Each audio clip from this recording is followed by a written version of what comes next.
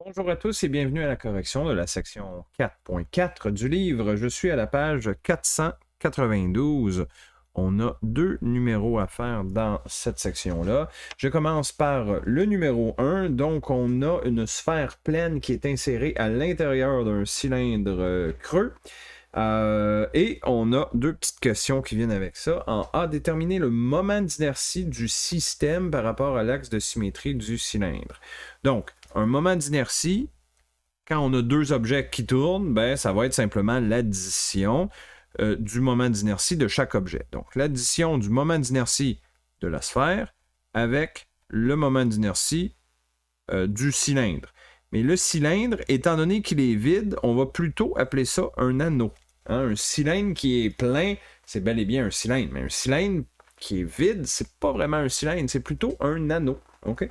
Et on va ensuite aller chercher dans le livre, là, bon, vous l'avez peut-être déjà fait, là, juste au-dessus du numéro, il y a le moment d'inertie d'une sphère pleine. C'est 2/5 de la masse de la sphère fois le rayon de la sphère au carré. Pardon, pas le rayon, le moment d'inertie de l'anneau, là, il n'est pas dans le petit tableau juste au-dessus, il faut retourner dans les pages précédentes, là. Il le donne à la page 489. Dans le centre de la page, on dit moment d'inertie de l'anneau, c'est MR carré, tout simplement. Donc, c'est la masse de l'anneau, je vais juste écrire ANN, fois le rayon de l'anneau au carré. Voilà. OK? Donc, ce qu'il me reste à faire, c'est de remplacer les valeurs. La masse de ma sphère, c'est 0,5. Le rayon de la sphère, c'est 10 cm, donc on met ça en mètres, vous l'aurez compris, 0,1 à la 2. La masse de l'anneau, c'est 0,3 kg. Et le rayon de l'anneau, ben, c'est le même que la sphère. Donc, c'est encore 10 cm qu'on met en mètres. Voilà. Donc, on fait le calcul de cette chose-là et ça me donne le moment d'inertie total de mon objet, c'est 0,005 kg fois mètre carré. B maintenant, on cherche maintenant l'énergie cinétique du système s'il effectue 30 tours par minute. Très bien.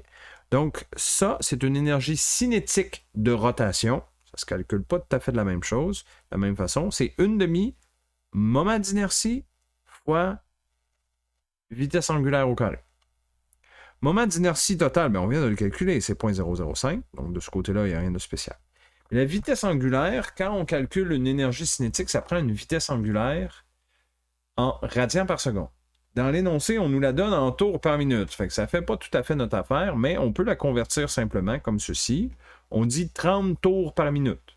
Un tour, c'est 2 pi radians. Donc 30 tours, c'est 30 fois 2 pi radians. Tout ça en une minute, donc en 60 secondes. On veut des radians par seconde, voilà. J'ai fait ma conversion. On élève ça au carré parce que dans l'équation de K, ben, le oméga est au carré. Il ne faut pas l'oublier. Donc, on calcule ça et ça me donne la réponse 0,0247 joules. Pas plus compliqué que ça. Ce qui nous amène ensuite au numéro 4.4.3.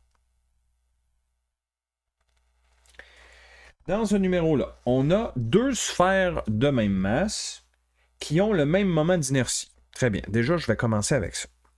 Le moment d'inertie de la sphère A est égal au moment d'inertie de la sphère B.